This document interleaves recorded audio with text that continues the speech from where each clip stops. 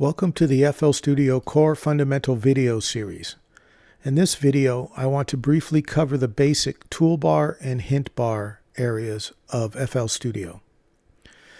Like many other apps, FL Studio has a menu bar and a toolbar, giving you quick access to essential functions.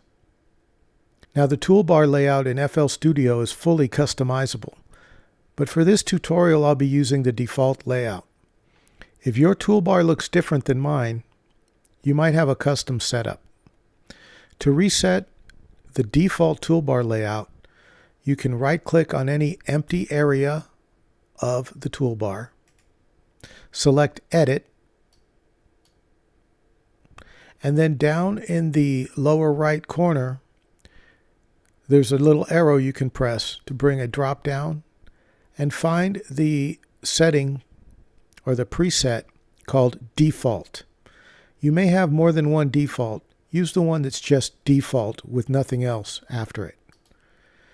If you do that, you can then click the little X to close the customization, and your menu and toolbar should be set to the default so that as I explain things to you, it'll look similar to mine and it'll make sense.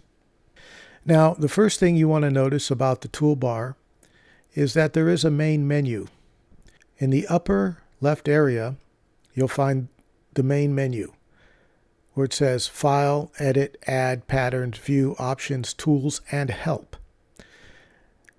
Now, this is your standard main menu where you can click on an item, it'll open a menu, and then you can navigate to the option or feature that you want to use.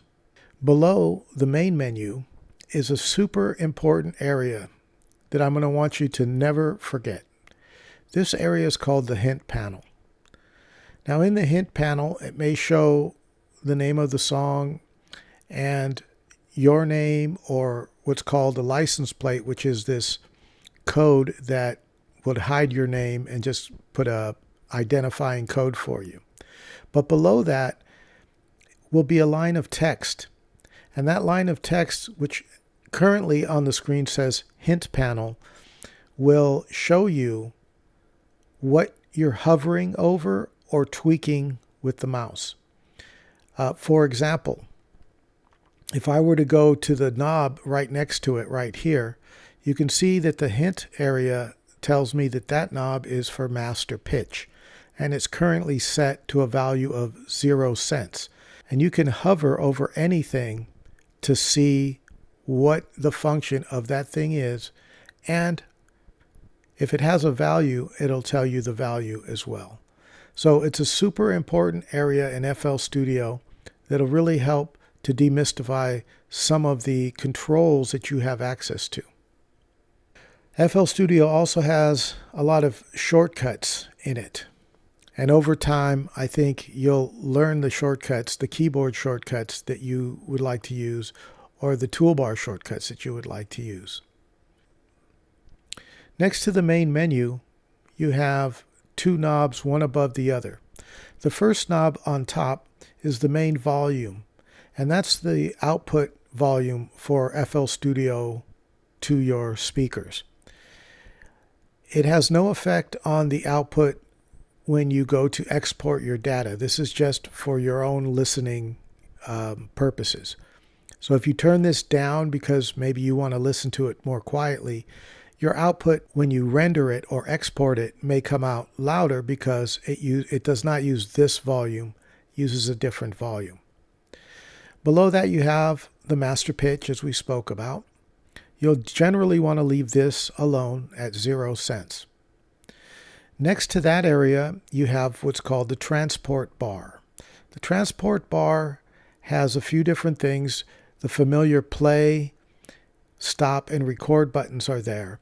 Next to the play button is a pattern or song mode button, which will change how your project plays. We'll cover that more later. Next to the transport, where you see the number, that is your tempo.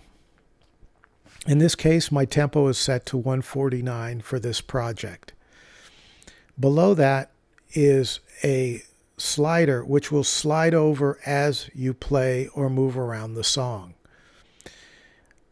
when you do this, when you press play, this will start to move from left to right. Next to that, you have a series of tool buttons, some of which are lit up and some which aren't. The ones that are lit up are some setting, and it's there to let you know that that setting is active.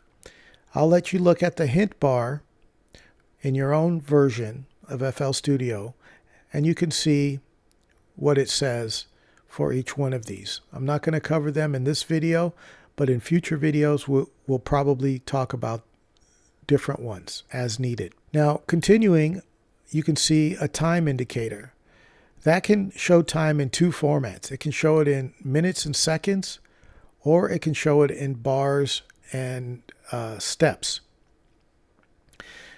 Currently, it's showing you in minutes and seconds, and you can tell because in the upper corner of that, you could see it says M and S and CS.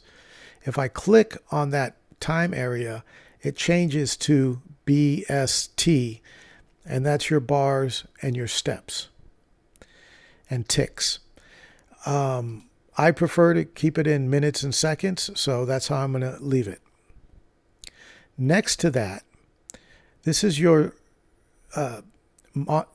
main monitor for your output. This will show a waveform as your output plays.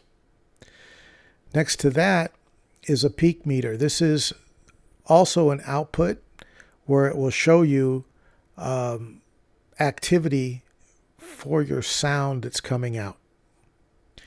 Next to that, we have the CPU indicator with a line below that's like a history of your CPU. In this case, it's using 44%, 49%, 42%. That's normal for it to fluctuate. And that will be useful if you have problems with your CPU being overloaded. You'll see it spiking over here. Next to that, where it's on mine, it says 4580 MB. That's showing me how much memory usage this project is taking up. Then we have some more buttons next to that, and we have the content library button at the end there. Below the time indicator, coming back over, but we go down a line where it says line, actually, that is your snap setting. That is how your patterns and your notes will snap to lines within FL Studio. Next to that, we have your pattern list. If we hit the drop down, we can see a list of patterns and some options to work with those patterns. Next to the pattern list, we have some more shortcut buttons. And then finally, the last thing we have here is a little news item area. In this case, it says Flex Rave Essentials, and you can see the date next to it. This is where little news text can show up. So if FL Studio were to release a new product, it might pop in here. You could click on it and go to the website to see more information about it. That's the toolbar and the hint bar in a nutshell. And we'll cover many of the items on this bar in future videos. But for now, just understand what you have available and where it's located. And remember, if you ever get lost and wonder what something is, always check the hint bar and it'll tell you.